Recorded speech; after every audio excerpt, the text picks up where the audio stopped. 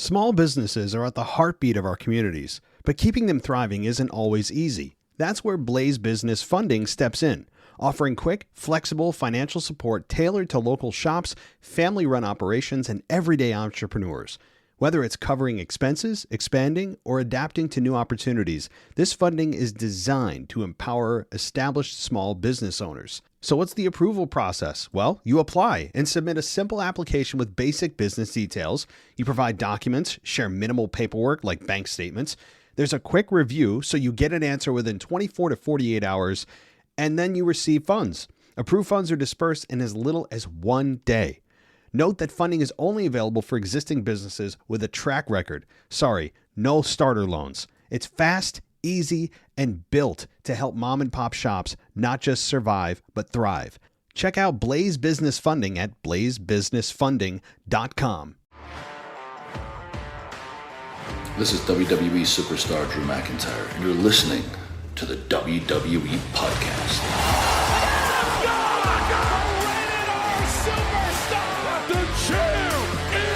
The one that everybody wants, me. Becky Lynch is going to WrestleMania. Claymore! Austin 316 says I just whipped your ass. This is my iron. You're going to acknowledge me. All right, guys, huge show. Huge show today with the mailbag combined with our official preview and prediction for the 2025 Royal Rumble, which comes to you tomorrow night. I did get this out a little bit later as my day was just too crazy. So I will hopefully give you enough time to listen to this and get it in before the Royal Rumble event, which again is 24 hours from now. Huge night, huge night coming with potential returns, so much speculation, women's returns, AJ Lee, all the stuff, right? We'll talk about it as the show goes on. But I want to give some shout outs here to some new patrons, as we've gotten several of them over the last several days and heading into the Rumble season, which is great. And I like to welcome Martin Miller, Carell, thank you. I don't want to say your last name because I'll screw it up. So Martin Miller, that's an easy one. Carell, thank you for joining us. Andrew Hammond, thank you for joining us as one of our paid members. And thank you, everybody. If you'd like to join everybody over at Patreon, get access to a Discord server that allows you to talk with everybody in real time during the event, head over to Patreon. It's also a 1-week free trial if you'd like to join us. So Patreon, Apple Podcasts, also a great place for ad-free, as well as Spotify. All righty, so my goodness, here we are, Royal Rumble season, and just as a reminder before we get into it, I am on vacation from Wednesday to Sunday next week. That doesn't mean you won't hear from me at all. It doesn't mean I won't be posting anything. I will try as long as the Wi-Fi in my hotel is good. I may even record something here and there if I can, but I can't promise anything. I will not be even in the country, so I will not be here. I will not be around to get my normal content out from my stuff that I do on the weekend review. Well, for the end of the week in the mailbag. The mailbag next week may not happen. You guys can still send in questions. Maybe I'll answer them on the Sunday show actually it have to be the Monday show because Sunday I'm traveling. It's going to be a mess next week, guys. So I apologize in advance if you're like, hey, what the hell, this content's not as consistent. I'm going to try. I promise you, I'm bringing my laptop, and as long as the Wi-Fi is good, I'll be posting content. So, alrighty. Well, with that out of the way, let's get to our mailbag, and let's talk to those who sent in emails this week, and we'll get through them as quickly as we can, because I know y'all want to hear about the Royal Rumble and the potential returns, what my thoughts are, and we're going to get to that. Alrighty. So let's hear from Andrew. Andrew is a patron. Thank you for being a patron, Andrew. And he says, hey, Matt, I wanted to share my thoughts on the transfer window. I'm actually a fan of the recent transfers. Priest to SmackDown, Bayley to Raw. It shakes up rivalries right before Mania season. I also enjoyed seeing Tiffany and Rhea together.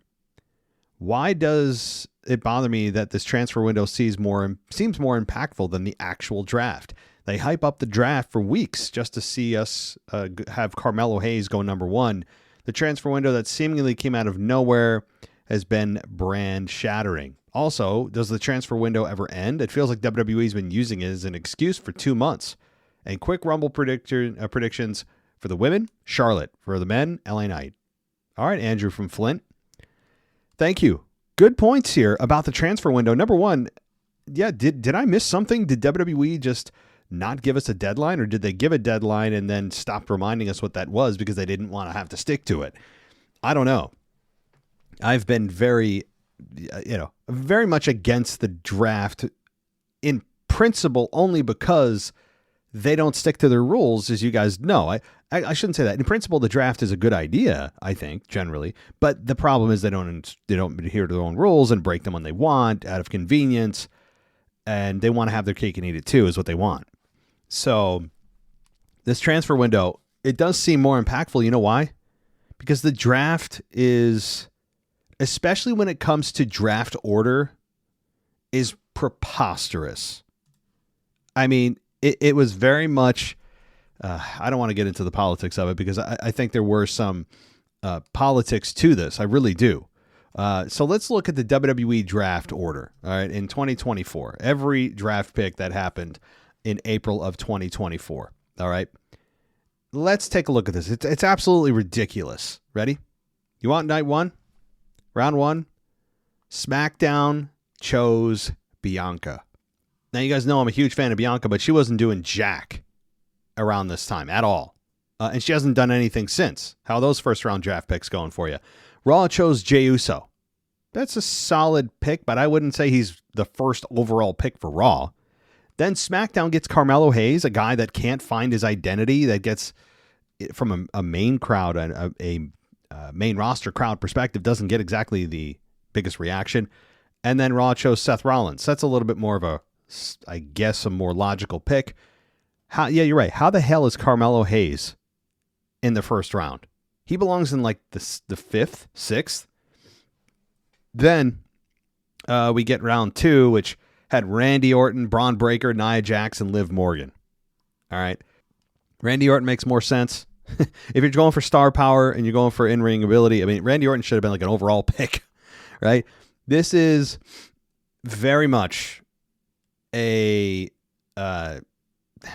for optics. Okay. At the end of the day, the order of those draft picks is more about perception from the outside world. From stakeholders, shareholders, and sponsors, guys, read between the lines. Why do they want these people? Nothing, again, Bianca, top talent. Jey Uso, top talent. Carmelo Hayes, top talent. Well, I shouldn't say that, sorry. Potential future top talent, but currently way down on the totem pole. Why would they do that? I have my suspicions. That I know that if I said it on this show, people would say stuff, but you got to remember what time we're living in, the perception we're living in, the type of company that owns WWE now, and what their values are, which are very explicit. I'm not interpreting them. They are what they are. I think some of that had to do with that, because in what world would Randy Orton be picked in the second round over Carmelo Hayes? Right? Carmelo Hayes that's ridiculous. Also, how did the Bloodline, Solo Sikoa, Tama Tonga, and Paul Heyman get chosen in the third round? How did LA Knight get chosen in the third round? He was hot, on fire at that point. AJ Styles, granted he's had injuries, but AJ Styles, at one point the face of the company, is in the fourth round? How does that work?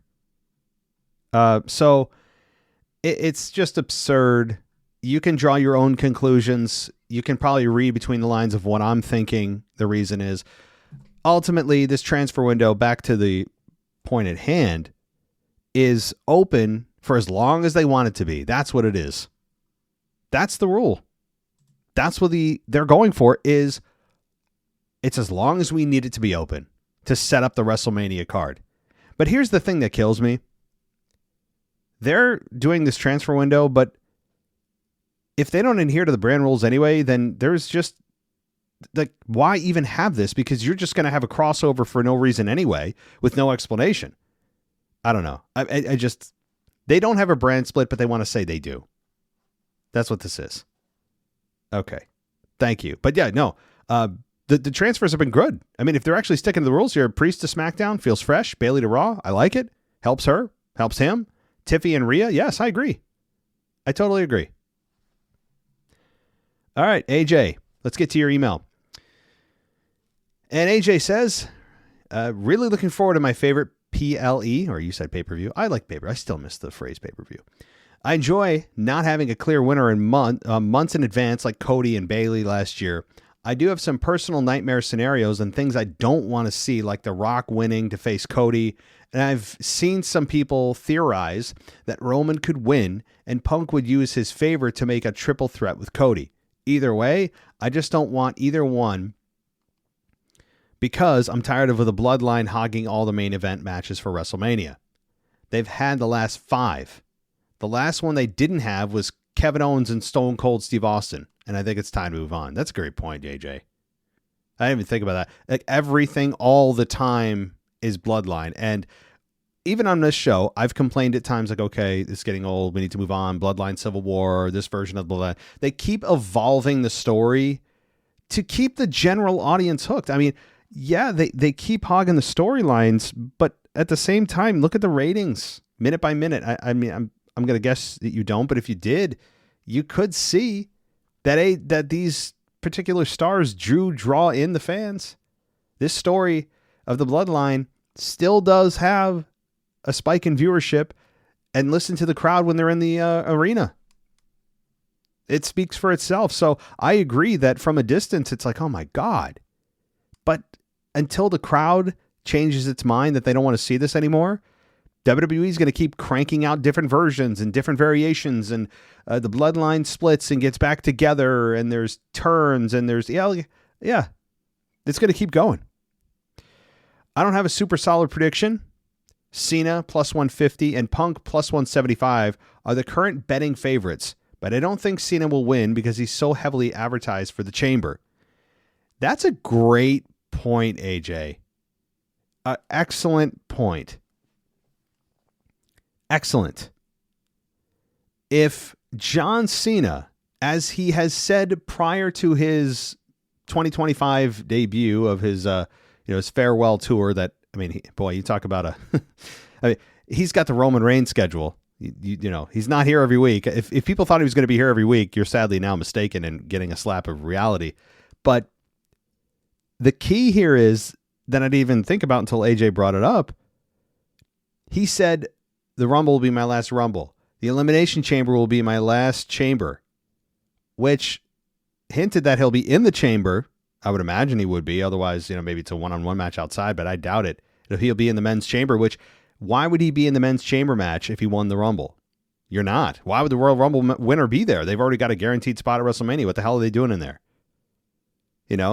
So he kind of gave it away up front. I think you're exactly right.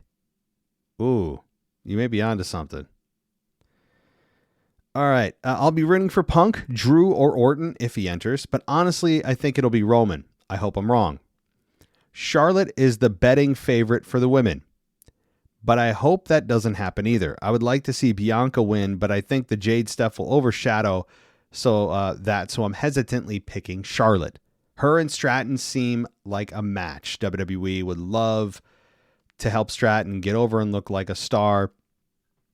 P.S. It's kind of ridiculous that you can bet on scripted sporting events, and wish me luck on not being stuck working too late Saturday. Oh, I do wish you luck. The good thing is we're in the era of streaming. So as long as you stay off social media, which is difficult, especially if you have notifications enabled. Sometimes I do that. I stay off social media, but then I get a notification from like WWE or from X, and I'm like, no, right? It's like, I don't want to see that, and then it spoils the whole. So here's the key. Since we're in the era of streaming and we're in a luxurious time in our lives where we're able to just see things on demand, even when they're live, turn your notifications off for social media. That way, if you do have to work late and you don't want things spoiled, you can always start from the beginning and not have any spoilers to be worried about. So, cool. Thank you, AJ. All right. Let's let's see here. Let's talk to. Oh wait, no, I already talked to Andrew. Sorry, I was gonna read your email twice. It was so nice. All right, talk to DJ, and he says it's here. The Royal Rumble, the PLE that most of us would probably say is their favorite PLE of the core four. This will be Triple H's third Rumble as Chief Content Officer, and I gotta say his past Rumbles have been, in my opinion, kind of obvious with the choices of the winners for both men and the women. In 2023, Cody and Rhea, and then the last year Rumble winner in Cody Rhodes and Bayley. However, this year's Rumble has an open field of credible and potential challengers. Plus, the Women's Rumble looks to be probably the best it's ever been, with a stacked roster of SmackDown, Raw, NXT, and don't forget TNA, as Jordan Grace will be making another appearance, or maybe even Masha Slamovich. Did I say that right? Probably not. TNA's knockout champ, or maybe the recent TNA return of Tessa Blanchard, could make an appearance at the Rumble. Don't forget about my guy, Joe Hendry. All you got to do is say his name. That's it. I mean, it's that simple. All right, here's your predictions. No spoilers. So, again, not my predictions, guys. This is DJ's predictions. Cody versus Kevin, ladder match for the Undisputed title. Cody retains. Second, DIY versus the Motor City Machine Guns, 2 out of 3 falls for the WWE Tag Team titles. DIY retains. All right, straightforward. 3, Women's Rumble match. 3 dark horse picks. Nia, Liv Morgan, or a possible returning Asuka. Ooh, all right. We're getting in there now. 2 potential picks. Bianca or Charlotte. However, my number 1 pick to win the 2025 Women's Royal Rumble, none other than Io Sky. Io Sky has been a crowd favorite for quite a while since Damage Control became babyfaces, and since she's always had really good matches. My only concern is her character. Who is she? What is her backstory? For those that never saw her on NXT or in Japan, I think WWE could work on that if she wins the Rumble. Interesting. All right. The Men's Royal Rumble match. 3 dark horse picks. Logan Paul, Drew McIntyre, or a possible final boss, i.e. The Rock. 2 potential picks, Roman or John Cena. However, the number 1 pick to win the Rumble, Jey Uso. Main event, Jey Uso. I really think it's his time to get that moment, to finally get that Rumble moment. Jay's been a crowd favorite for a while since he left the OG Bloodline in 2023 and came to Raw. I believe that this year, Jey Uso finally lives up to his main event name and potentially becomes world champion at WrestleMania. With a very stacked women's and men's Rumble this year, I don't think there might be any returns. However, I could probably think of 4. Omos, yeah, people can forget about Omos. AJ Styles, Nikki, I don't really get. Let me just pause there. Nikki Bella is pretending there's some kind of grassroots movement, some kind of organic desire from the fans that's growing for her to return. No one is asking Nikki Bella to return. Now, if she wants to do a one-off, as many of the women do for yesteryear, and the men's match too, for the Rumble, which is fun. You have Diesel. You had Diesel one year. The Honky Tonk Man, things like that. Fine.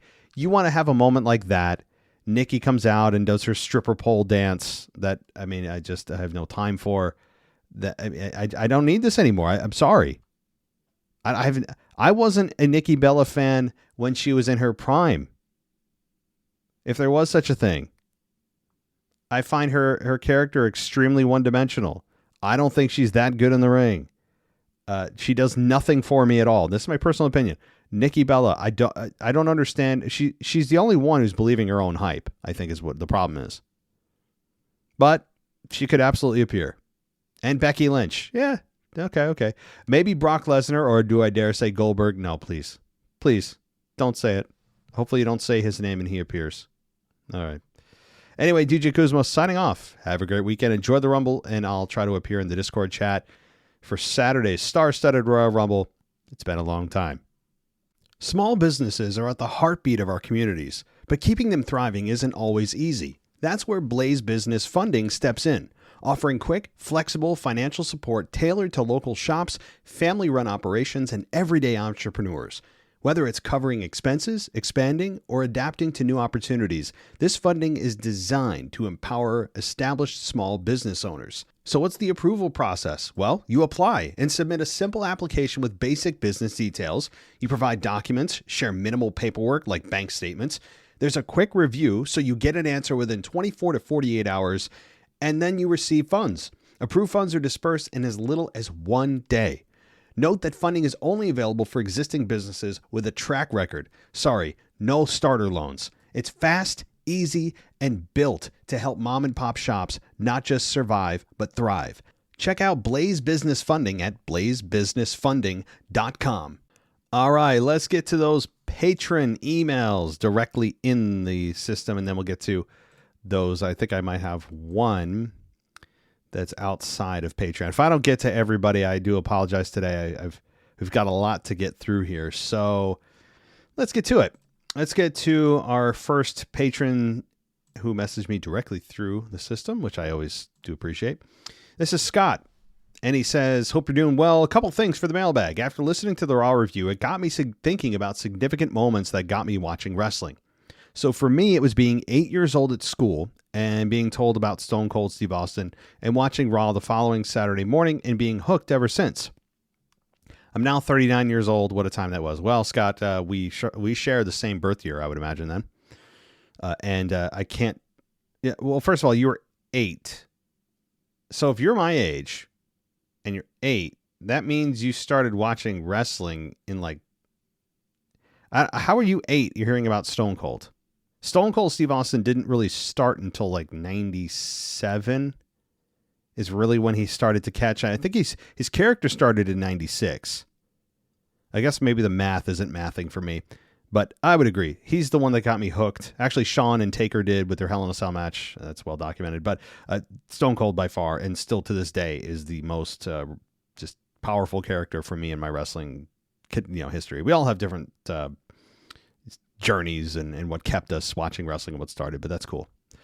What's your favorite Rumble moment? I have a couple. First, the Three Faces of Foley in 98. How did he not win when he had 3 attempts at it? Shame. I like Foley to have won it at some point. The second is John Cena's return from injury in 08. The look on Triple H's face when he entered it at number 30. Those are 2 great moments, definitely. The Three Faces of Foley, I remember watching that, and I'm like, I was naive enough at that point to believe, like, wait a minute, is he triplets? Like, is it the same guy? And it took me a few minutes. I'm like, no, this is the same guy. And I found it funny, and I still do to this day. It's very clever. A schizophrenic character, of which all 3 characters are well portrayed. It's just great. He had 3 cracks at the Rumble, and he still failed. He took up 3 spots. It was great. As far as John Cena's return, I still remember that. Here's the thing about this. With John Cena, during that whole chain gang era where WWE turned very soft, coming off of Ruthless Aggression right at that time, I was resentful of the John Cena character. Not that I didn't understand or recognize his talent, or I was blind to the success he was having, or thinking that, oh, well, he's just a flash in the pan. No, I mean, I knew he was a megastar, but that didn't refrain me. Actually, it kind of ignited me to despise his character, because he embodied everything that I hated about the change to the company. Because I was in 2008, I was 23 years old, and I still enjoyed the version of wrestling that I had gotten from 97 on, when they had the Attitude Era, Ruthless Aggression, TV 14, and they went a different strategic road for the growth of the company. And sure, it's worked out great for them. But at the time, I was extremely resentful of John Cena, because he was the symbol of that change. Hustle, loyalty, respect. I mean, like, does it get any more PG than that? You know what I mean? I hated it. You go from Stone Cold beer and middle fingers to hustle, loyalty, and respect, kids. That change really turned me off. I hated it. So I still have some of that lingering for me today for his babyface character, but now we have Cody Rhodes that we can point to for that exact type of character. Mr. Clean Cut. Anyway, I don't get on it, but some of my moments, one comes to mind that's really funny is Pete Rose in Kane. When Pete Rose, got tombstoned by Kane. Just hilarious. We had Drew Carey in there one year with Kane. The ongoing rivalry though with Kane and and Pete Rose, and Pete Rose was the mascot or something. That was really funny. Stone Cold's first win, Stone Cold's second win in 2001, eliminating Kane, was, I mean, knowing that he was going to main event WrestleMania 17 with The Rock. That was a big moment. So those are some of them for me. And also Randy Orton RKOing Nia Jax. There you go. All right. So your predictions. You think Io Sky is going to win the Rumble for the women. Nikki, Jordynne Grace, and Mickie James are surprise entrants. Bayley to be the Iron Woman in the match, going 55 minutes. Wow. Becky Lynch returns, but not Alexa Bliss. CM Punk wins the men's Royal Rumble. Joe Hendry, the Hardys. Wow, the Hardys. And Big E all return, and Seth Rollins is the Iron Man in this match, lasting over an hour. Keep up the good work. Always a great listen. Scott in the UK. Well, thank you, Scott. I hope everything is well across the pond, as they say. Good stuff. You guys give me a lot to think about for my predictions. All right. Let's go. Let's go to... Who do we want to talk to? Let's talk to Jeff. Hey, wrestling family. First off, I want to say JD is a beast after a Monday night. I hope he gets better fast and see what they do with him next. With that, I wonder, with him out, what are they going to do with the Judgment Day? Split them? He's a great wrestler and needs a singles push. Yeah, I don't know what they're going to do.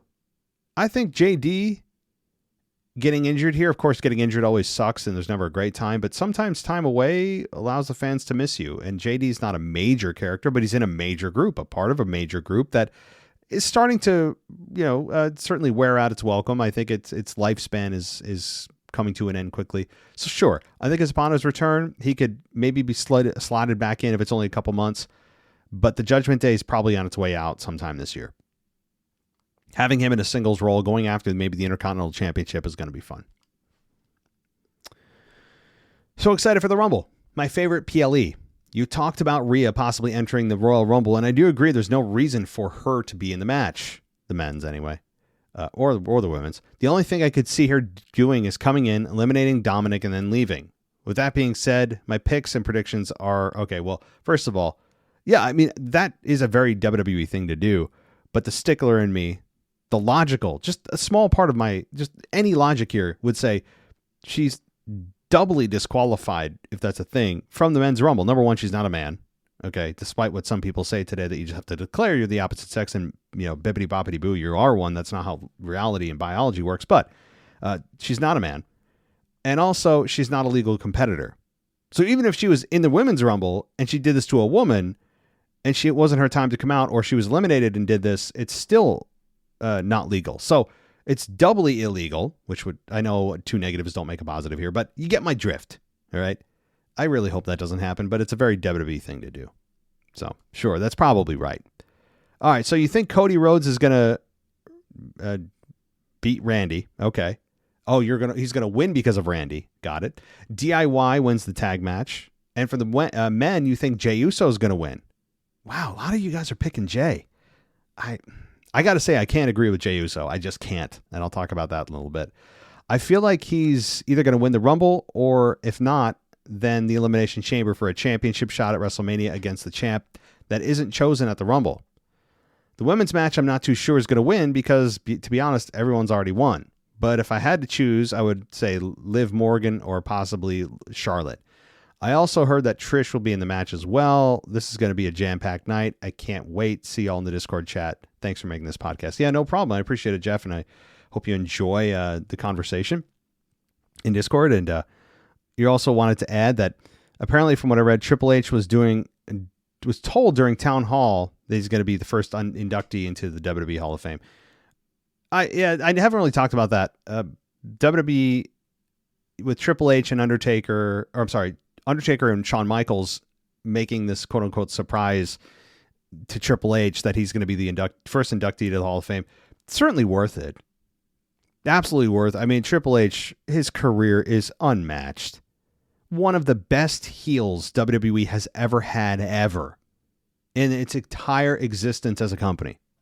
Triple H doesn't get the credit he deserves for how good he was as a heel. I don't think Stone Cold or The Rock would have been as successful as they were had it not been for Triple H. Not solely, but in part. He was a perfect foil, the perfect a-hole. He was awesome. You legitimately hated him. It was, yeah. So now with that said, you guys know there's a but here. I have to say, I am kind of tired of seeing Triple H on my TV screen. And I don't know if it's just the performer in him, the wrestler in him rather, what it is, but he just seems to have this knack, this unsustainable urge that he cannot not act on, where he has to be on camera more than he should be for the introduction of a new championship, or are you ready? He'll come out at the beginning of the Rumble and ask us if we're ready.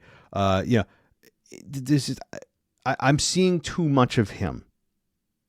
I don't want to. If it was occasionally backstage, fine, but I don't know. And now we're going to see even more of him moving forward because his induction to the Hall of Fame. I don't know. It's weird that I feel like I'm getting a Triple H burnout a little bit, but I kind of am. So again, no disrespect to Triple H. He's just incredible. I mean, just again, he is arguably in some circles in the Hall of Fame, not Hall of Fame, Mount Rushmore of wrestling. If you want to put Triple H on the Mount Rushmore of wrestling, there's an argument to be made for that, I think. All right. Thanks, Jeff.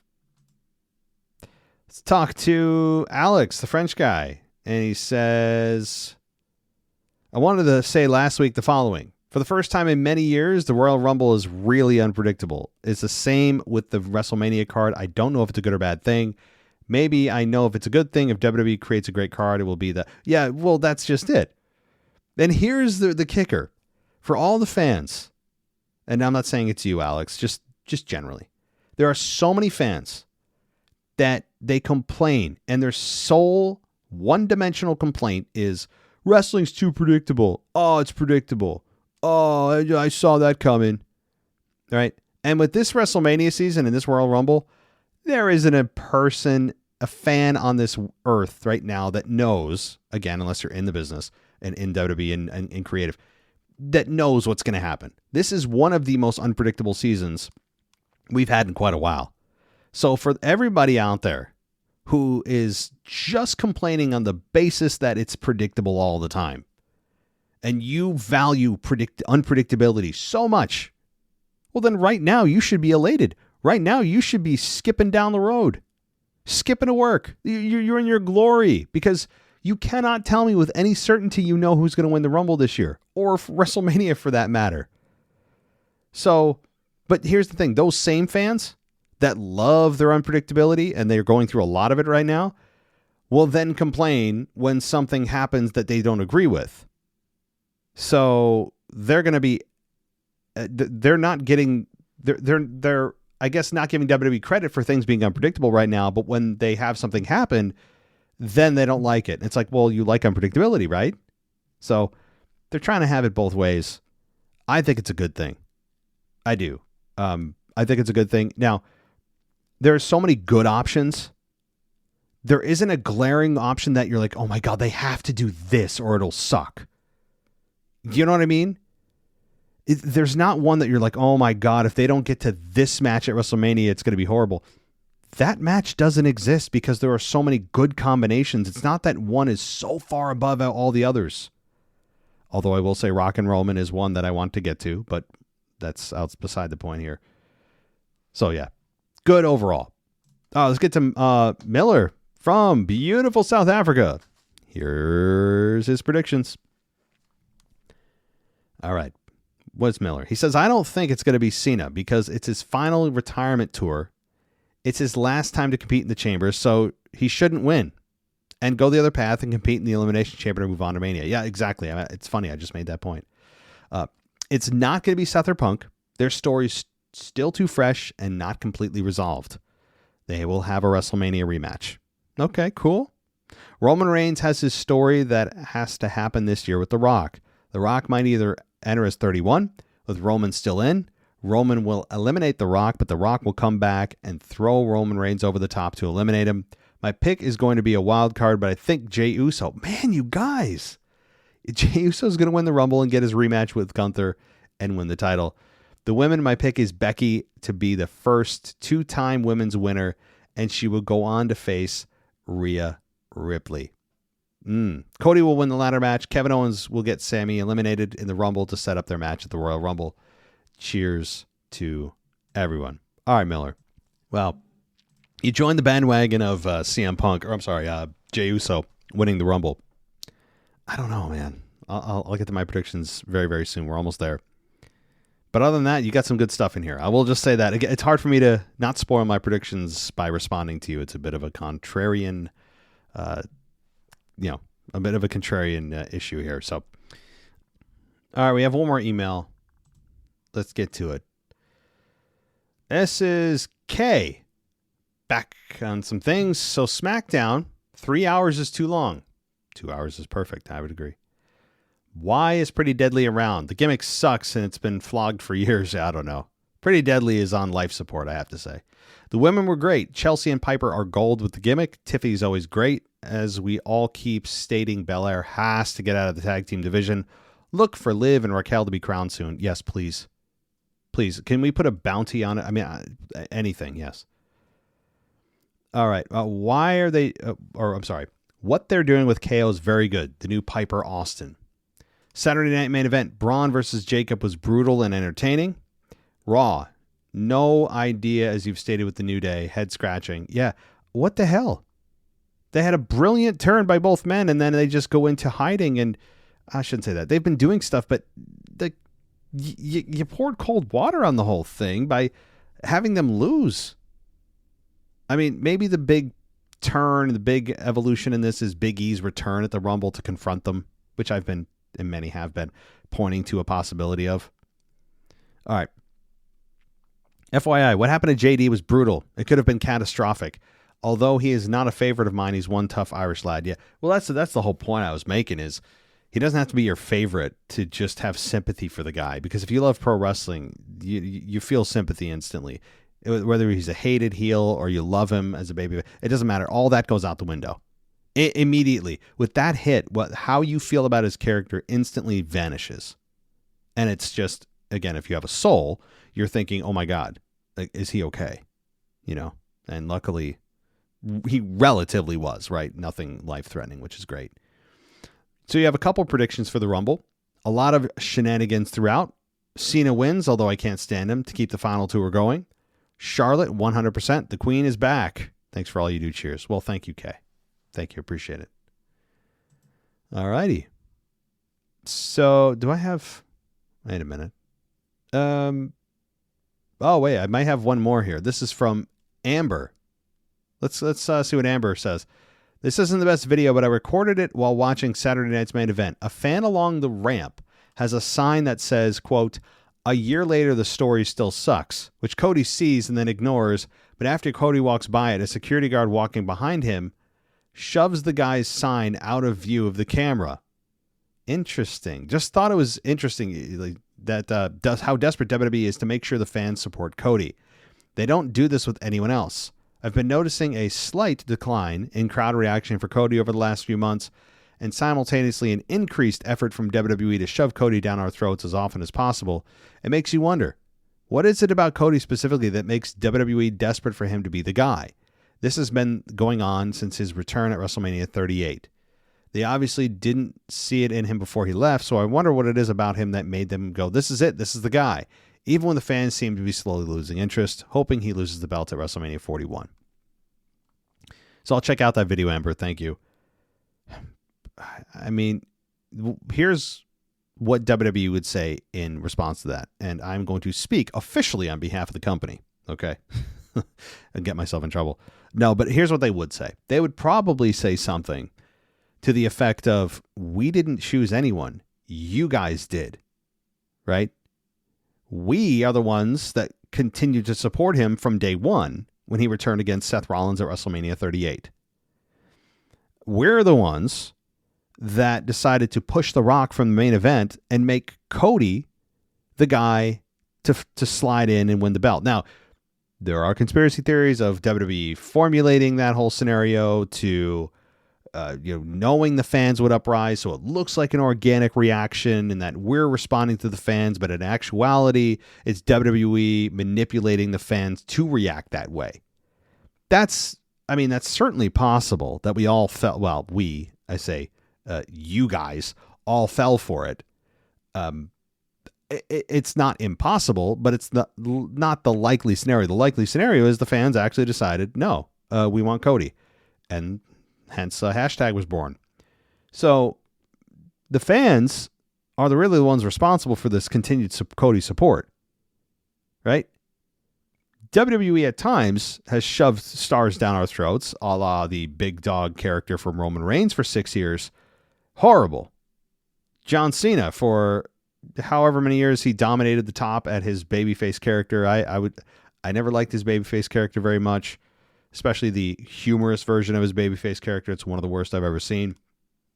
But incredible on the microphone, and I don't think he gets enough credit for how good he is in the ring. I don't think he's a mat technician, let's be all honest, but certainly one of the best of all time. I don't think he's the best, but one of. I can't deny that. But it's not WWE shoving him down our throats. They're just trying to create the perception that there is no dissension right now for Cody. Right? If you're the company and you went with the fans and you decided to make him the face of this new era, which is exactly what happened at WrestleMania 40, then you don't want it to look like, especially if there's no plans for it right now, to turn Cody heel, then you don't want it to look like there's any fans that are against this movement. The only way that this is going to change is if the fans do it in larger numbers. And if there's a little bit less of a support for Cody, that doesn't get me excited yet, because that's ebb and flow. I don't care how big of a star you are. Stone Cold, Hogan, Rock, Kane, Taker, go down the line, Ultimate Warrior. The support from fans ebbs and flows, especially from city to city, town to town, country to country, year to year, month to month. It all varies. So it's difficult to take the temperature of the support for Cody from a single event. You'd have to really pay attention to every single show and look at it as an aggregate, in totality, from week to week. Patterns is what I'm looking for. And right now, I would say the slightest of decline for Cody, but nothing that would get me excited. I mean, I just don't know how people support him. Again, not the man. He seems like a genuinely good guy, but this genuinely good guy character is actually kind of who he is. But I don't want to see that nice of a guy on my TV screen being champion, wearing suits and, just the way he speaks in his promos. He's a good promo. Great promo. Let's be honest. Really good in the ring. I'm not downplaying his talent. It's just he's not my flavor at all. In fact, he is the antithesis of what I kind of want out of a champion. He's too hard to anger. He's too slow when he speaks. He's too self-aware of how he looks. I've said this before, but I can't explain it any better. And part of it is what really annoys me with Cody is not his bleach blonde hair or his suits, although that adds to it. It's almost like when he's cutting his promos, when he speaks like this, and his promos start out really slow. And I understand there's an evolution to a promo, but you can almost feel that he's thinking about how he looks as he's delivering it. Like he's self-aware of how he's looking. And I don't want to feel that. Now, you're trained to know how you look. You probably watch tape back of yourself. It's a weird point to make, but I can't describe it any more than that. I want it to feel ad-libbed. I want it to feel like you don't care how you look. You're just going to speak your mind. Cody feels very controlled and produced. He feels very produced. And I've never appreciated that about his character. So you guys didn't think you were going to get an episode without a Cody rant, did you? Come on. There's some fuel for you guys to complain on Spotify that I'm, how do I like wrestling? Do you even like wrestling? I can't stand it. Too bad. Get your own show. All right. So yeah, thank you so much, Amber, for that. And, I'm watching the video right now. It does look like he pushed it out of the way a little bit, but also maybe he's leaning a little bit too far, the contact with stars. So, yeah, I mean, sure, that's the more fun answer. All right. Let's get to some of the voicemails, guys. I don't know how many I'm going to get to here because I got to get to my Rumble predictions, and I usually don't want to go over an hour here with my time crunch. So let's see what we can do. This is DJ Kuzmo back at it again on your Mailbag Show. Record you live on a Wednesday morning, and you know what time it is. It's time to say his name and he appears. I believe in Joe Hendry.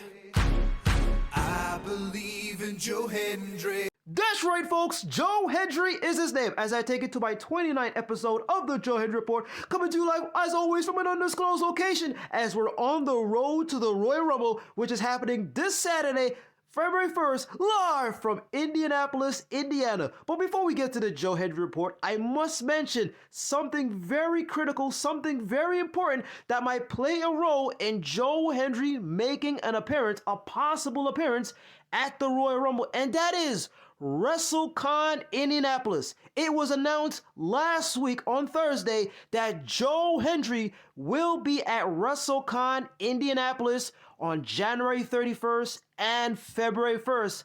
And it happens to also take place that the Royal Rumble is in Indianapolis, Indiana. So there's, I guess you could say, a 50-50 chance that Joe Hendry will make an appearance at the Royal Rumble via WrestleCon Indianapolis, which is one of those wrestling conventions that happens every year, especially around the big pay-per-views or the big PLEs in the WWE. So Joe Hendry will be at WrestleCon Indianapolis on January 31st and February 1st as we all get ready for the Royal Rumble. Now let's take it to what happened last week on a live episode. That's right, folks, a live episode of TNA Pro Wrestling, as this was the fallout from TNA Genesis as Joe Hendry was celebrating his championship win as becoming the new TNA World Heavyweight Champion, as we see Joe Hendry comes in and the crowd is saying, we believe, singing along to his song, the catchy theme song that everybody loves and everybody says his name, as Joe Hendry thanks the crowd once again for believing in him and having that belief and having that movement, that we believe movement, to carry him into TNA Genesis to become the new TNA World Heavyweight Champion. He mentions that he wants to be a fighting champion, and he told Santino Marella, the commissioner of TNA Pro Wrestling, that he wants to face any comers, any person from TNA's roster or anybody outside of TNA, that he wants to defend the TNA World Championship against whoever it is. So then here comes Santino Marella as he made a big announcement that the main event of this live episode of TNA Pro Wrestling will be Joe Hendry versus none other than Matt Cardona. If you remember him in WWE, he was known as Zack Ryder. Woo woo, you know the whole woo woo guy, Zack Ryder. So Matt Cardona is Joe Hendry's challenger, his first challenger in his first TNA World Heavyweight Championship defense. Now let's take you to the main event itself, as we had Joe Hendry versus Matt Cardona. The match went 16 minutes and 8 seconds, as we had a couple of shenanigans that went something like this. At first, we saw that Matt Cardona accidentally knocked out the referee in the right corner, so the referee was out for a while. Joe Hendry went for the pop-up powerbomb, and when he went for the count, there was no referee, as the referee was still knocked out. So then Matt Cardona, as sneaky, as conniving as he is, crawls to the outside of the ring to go get the TNA World Heavyweight Championship belt to see if he could attack Joe Hendry and knock him out before the referee, gets out of his, unconsciousness. But anyway, here comes John Bradshaw Layfield again. This time, he gives a clothesline to Matt Cardona, as Matt Cardona was trying to attack Joe Hendry with the TNA World Heavyweight Championship belt. And then there was this very odd, very kind of interesting stare down between John Bradshaw Layfield and Joe Hendry.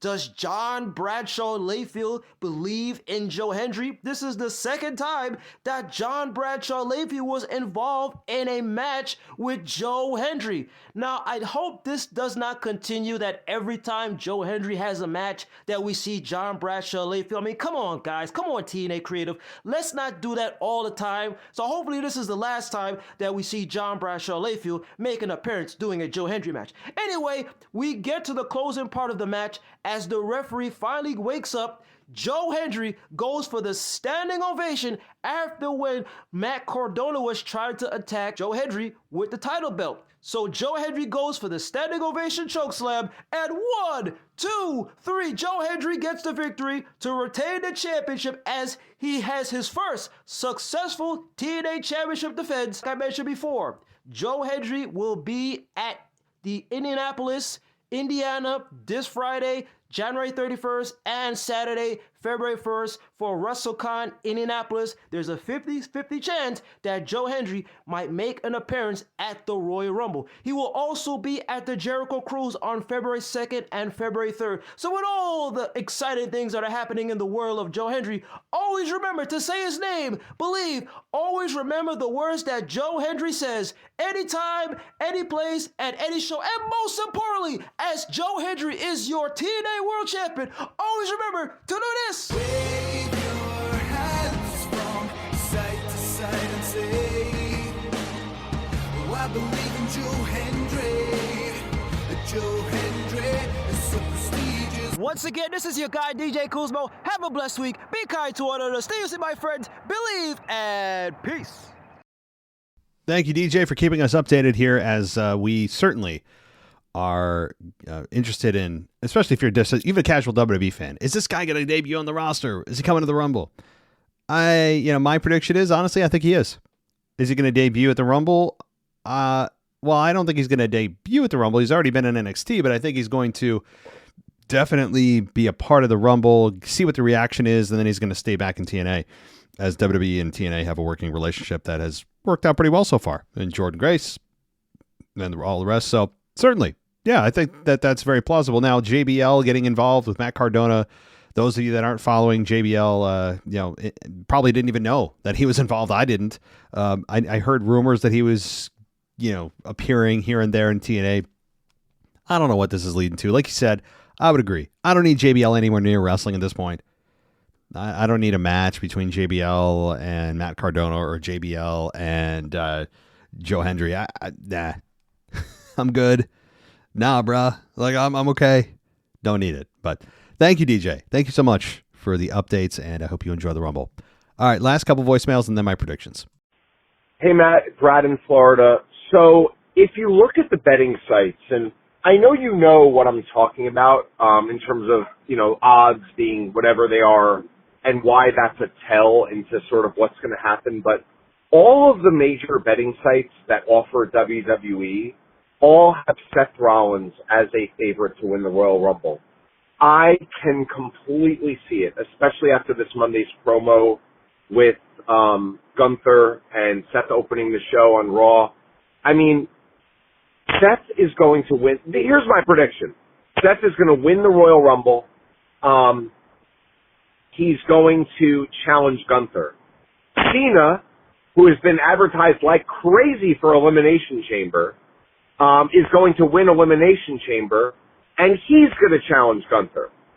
And that's when you're going to get Cena, Seth, Gunther, three-way for the championship, because I don't think that Cena can carry a 20, 22-minute main event match by himself. But in a three-way, obviously, that goal goes out the window. You could have Seth and Gunther doing a lot of the heavy lifting, and then have Cena, roll out of the ring for a minute or two, catch his breath, get his wind under him, come back in, do some cool stuff, come out, whatever. I think it is the most brilliant way to get Cena in a match, and I think that is what's going to happen. I also think that CM Punk will get into the main event. I think it'll honestly be Cody versus Roman, but I think that CM Punk is going to get the favor from Heyman and get into that match as a three-way as well. So I think you're going to have three-ways as your WrestleMania night 1 and night 2 main events for the heavyweight and universal or undisputed championship. And I think that's the way it goes down, man. I'm just shocked. I was shocked to see Seth Rollins as the betting favorite. And I mean by that, by the odds makers making him a heavy favorite to win it. But after you kind of think about it from that perspective, I'd love to know your thoughts. 73 degrees here today and sunny. Thanks, Matt. Bye-bye. Hey, Matt, one other thing that I wanted to say that before I forget, Luis, who does your After Dark show, this man is an unbelievable broadcaster, incredibly interesting. I cannot recommend listening to Luis. I believe it's Luis Gonzalez, anymore. If that means you have to go up a tier, this guy is so phenomenal. It's like listening to Joe Tessitore or something. And I mean this very seriously. He is an incredible broadcaster and just has a really funny, interesting way that he puts things that is really compelling. So bravo to you, Luis. I hope this gets on the air. And Matt, great job choosing a wonderful After Dark podcast host there because he is amazing. Thanks. All right. Well, yeah, Luis he's awesome. He's awesome. I mean, he's better than I am. I mean, I'm not saying that to like put anybody over, but like he is. I mean, you don't need to tell me. I know he's better than I am. I mean, he could, if this show ever goes under, or if I die, like I would grant the show to him. I mean, like, just he is incredible. And it also is an incentive, of course, if you guys want to go to Patreon and get on there and go up a tier. The NXT Plus and above get it every other week, and the SmackDown level gets it every week from Luis. He's great. He's great. I'm telling you, within like 2 minutes of listening to him, you're like, oh, I get it. Just the way he delivers, his voice was made for audio. I mean, just everything. I totally agree. Yeah, I mean, absolutely. So thank you for the compliments to him, and I'm sure, if he hasn't listened to this, I'll let him know that, to look at the timestamp and hear from a listener that really likes his work, and couldn't agree more. I'm learning from him. Not that I'm trying to mimic him, but certainly he's excellent. Can't agree more, Brad. And thank you for the last little quick jab, little 6-inch jab about the weather. Thank you so much. But I'll be in Mexico where it's 85 degrees and sunny for 4 days, but then I have to come back to reality. There's nothing worse than coming back from a vacation, knowing what's waiting for you. I'm already like pre-depressed. That's a thing. I mean, I'm excited for my vacation for a few days, but also like I'm pre-depressed for knowing how I'm going to feel heading home. But also, on top of that, like another plane crashed. It wasn't a commercial airline this time. With obviously we all know what happened at Reagan Airport with the military helicopter that crashed into the American Airlines flight. Disaster, first accident in 15 years for the commercial airlines. But then today, just like an hour and a half, 2 hours ago, a plane, I believe it was a medical plane, took off from an airport in Northeast Philadelphia and just went plummeting to earth and killed 6 people. So I'm sitting here going, I don't have a really big fear of flying, but I'm starting to I'm starting to develop one. So I don't know what I'm going to do. Maybe get some Xanax. I don't know. But anyway, thank you, Brad, for that. And, you present some great scenarios there. And let me get into my predictions. Let me just do them now. All right. So here are my official 2025 Royal Rumble predictions. So first of all, let's get some of the other matches out of the way. And I don't mean that in a derogatory way. So the undisputed, the tag team championship match. I mean, let's be honest, it's the least interesting match out of all these for most people. I think probably DIY retains in a fun wrestling match that will get the crowd into it more than you think it will. It's one of those matches that on paper you go, it's just, right? And there's only 4 matches on the whole card, which is incredible. And this is a DIY win. All right. Cody Rhodes, Kevin Owens. Cody Rhodes retains. I don't even need to think again. How does he retain? Could be Randy Orton. Randy Orton could come in, but you also don't want looking like Cody needs help. So someone would have to come and help Kevin, which could be Sammy. So how about this? Cody still retains. The outcome is still the same. But how they get there could be Randy. It also could be Sammy, who looks like he's there to help Kevin because Kevin demanded that he essentially help him, and he ends up accidentally, quote unquote, screwing Kevin, leading to the eventual match potentially again between Sami Zayn and Kevin Owens, which is, I mean, they work well together, apart. I mean, they've got great chemistry no matter how you put them together. But so that's why I think either Randy or Sami or a combination of both end up screwing Kevin Owens. And then he's got something else to bitch about for the next 6 weeks, which is just great. Kevin Owens in the delusional state of aggression, the aggressive delusional state is the best version of Kevin Owens. I will stand by that. But fun match, and Cody retains. Now, more fun. All right, here we go. Women's Royal Rumble match. A lot of people going with Io. I understand that. A lot of people going with Io Sky. I don't think so. Although they haven't really been building much at all regarding the Women's Rumble. It has been largely forgotten. I will say Charlotte is a heavy favorite for me. She's returning, and to win the Rumble would certainly make a big impact. But is she going to be revealed as a potential attacker for Jade? She could be that person. I'm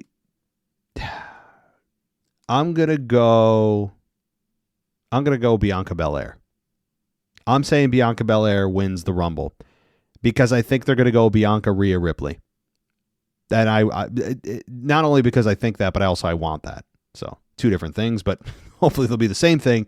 Bianca versus Rhea at WrestleMania. It needs to happen. That's a right in the tank. Now you could have, yes, Becky Lynch could return. Although I mean, I don't know. Fans aren't dying for her to return. She could. I know. Although Kyle, is it Kyle that from one of our listeners loves Becky? I don't know. I think Becky Lynch has kind of run out of ideas and run out of things to accomplish, which is kind of also a compliment to her. So Becky Lynch, I think, does 50-50 chance she comes back. Yes, the big potential return for a one-night only stand could be AJ Lee. The pop she'll get is going to be incredible if AJ Lee does come out. I'm looking forward to that. Trish could make an appearance, and that'll get a nice reaction. You could have Tori Wilson, but I hope they don't lean on those kinds of entrants and actually lean on the talent they have more than anything. So Io Sky is going to be in the Final Four. I expect Bayley to be in the Final Four, but I think ultimately it's Bianca Belair who's going to win this and face Rhea Ripley for the Women's Championship. All right. So for the men, boy, this is tough. This is the most difficult Royal Rumble that I've been involved in recent memory. So let's look at who's already announced. John Cena, Roman Reigns, Punk, Rollins, McIntyre, Uso, Knight, Zayn, Nakamura, Rey Mysterio, Logan Paul, Braun Breaker, Penta, and Chad Gable and Carmelo Hayes. Those are the 15. So they gave us half of the entrants that are going to be there. This is difficult. This is hard. I will say no to Jey Uso. And I know a lot of you are like, but he's ready.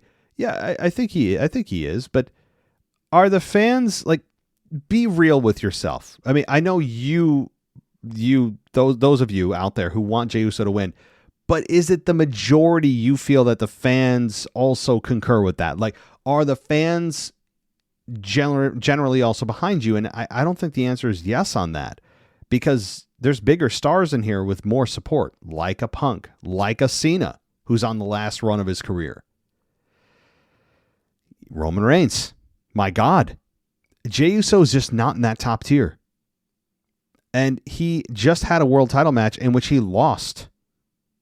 He lost fair and square. So they really, I think, made a statement to fans, hey, I know you like Jey, but not yet. Not yet. Seth Rollins, I mean, look at the names in here. Just these names alone will tell you that Jey has no chance. Rollins, Punk, Reigns, Cena. No chance. Sorry, Jey. Jey is not in that top tier. He's in the top of the second tier, but he's not in the top of the top tier. Sorry. Great, good crowd reactions, but they've been inconsistent with Jey.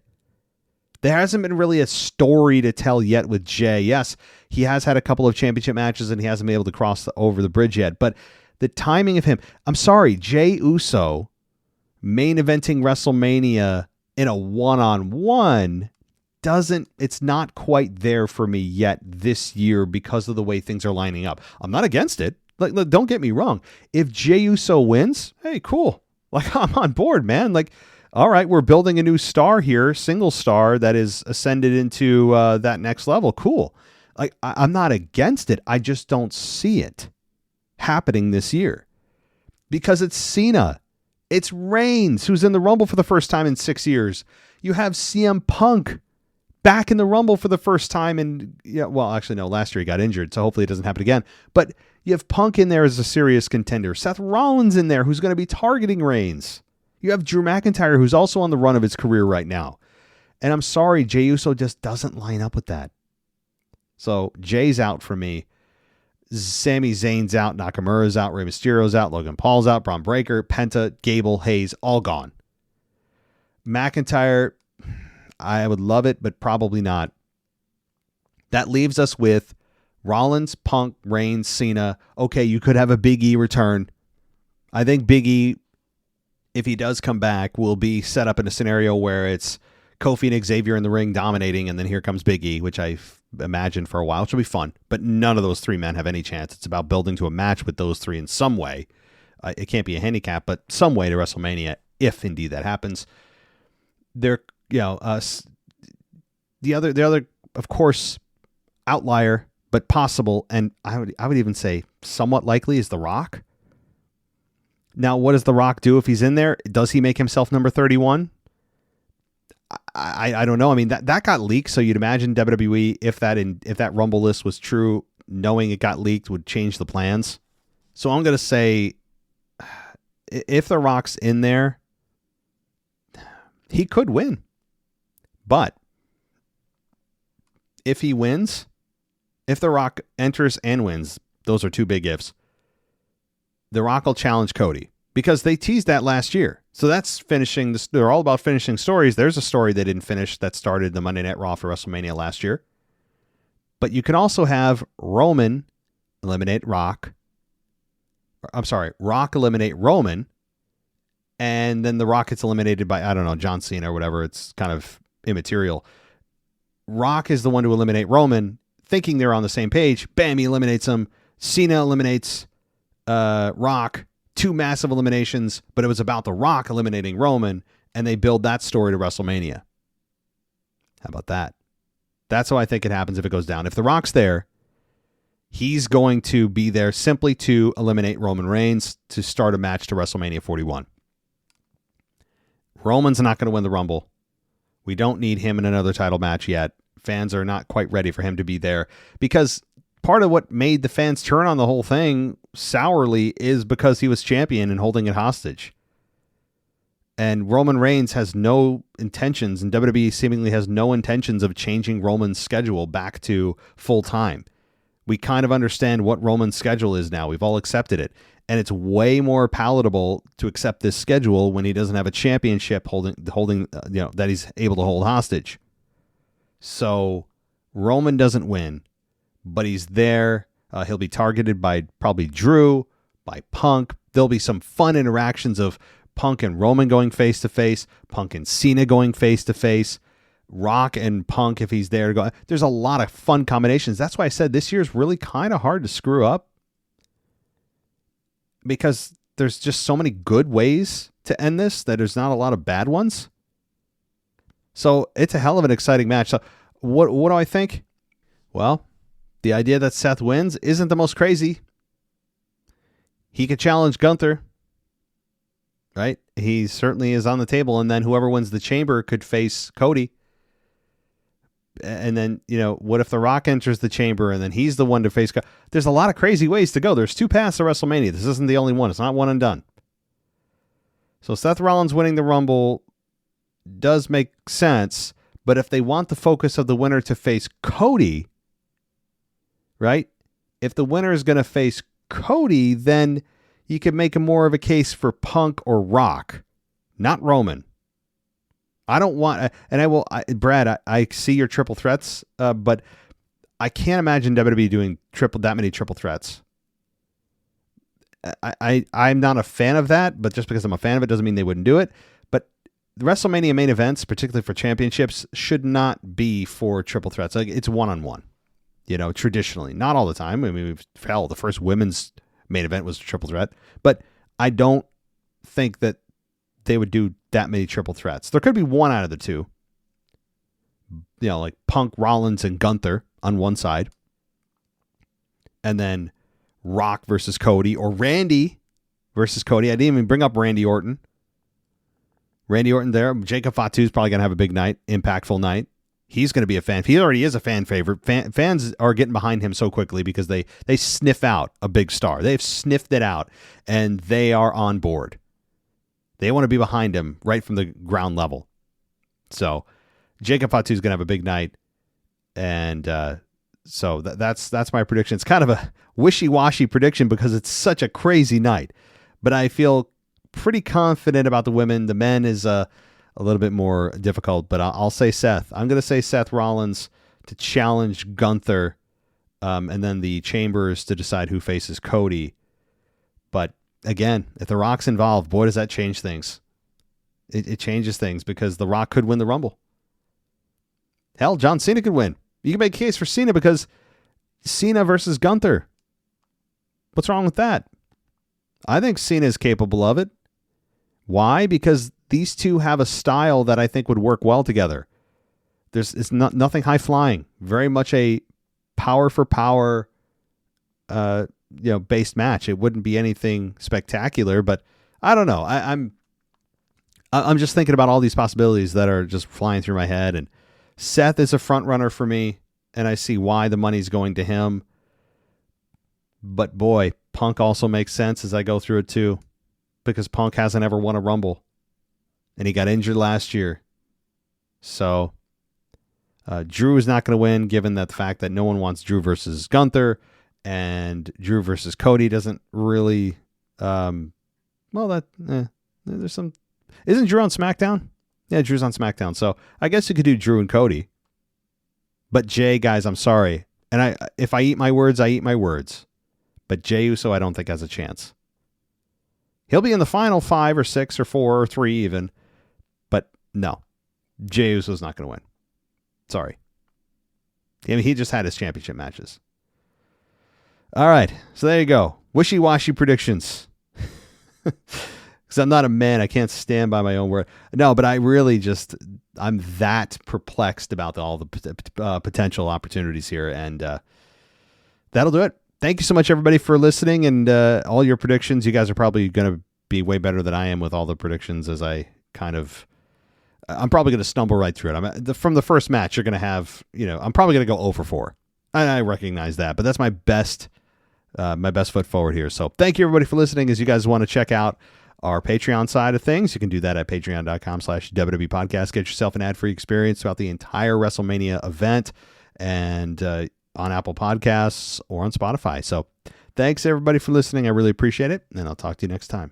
Small businesses are at the heartbeat of our communities, but keeping them thriving isn't always easy. That's where Blaze Business Funding steps in, offering quick, flexible financial support tailored to local shops, family-run operations, and everyday entrepreneurs. Whether it's covering expenses, expanding, or adapting to new opportunities, this funding is designed to empower established small business owners. So what's the approval process? Well, you apply and submit a simple application with basic business details. You provide documents, share minimal paperwork like bank statements. There's a quick review, so you get an answer within 24 to 48 hours, and then you receive funds. Approved funds are dispersed in as little as 1 day. Note that funding is only available for existing businesses with a track record. Sorry, no starter loans. It's fast, easy, and built to help mom and pop shops not just survive, but thrive. Check out Blaze Business Funding at blazebusinessfunding.com. Thanks for listening to the WWE Podcast. Don't forget to subscribe on your favorite podcast app so you don't miss a show, or head to WWEpodcast.com.